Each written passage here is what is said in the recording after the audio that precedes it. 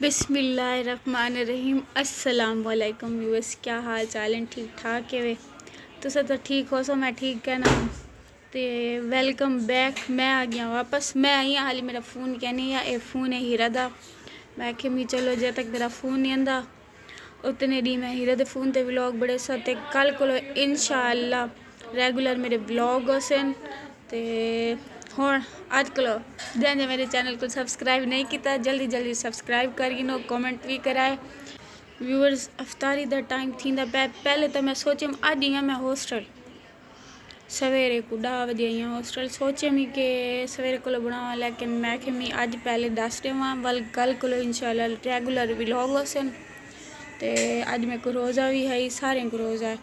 ये साडा अफ्तारी दा समान है, पकौड़े, आलू, चना चाट, खीरे, खरबूजे, पानी। ते व्यूअर्स होण थी ना पे अफ्तारी दा टाइम असा अफ्तारी कर गिनू। कल मिलसू इंशाल्लाह एक प्रॉपर अपने नवे व्लॉग दे विच। ते तुसा मेरे को सपोर्ट करो क्योंकि इतने दी मैं वीडियोस क्या नहीं बनाया, वो भी नुकसान थी गया सारा।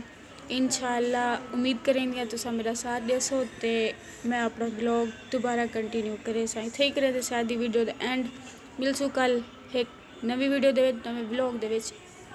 ते अल्लाह हाफिज़।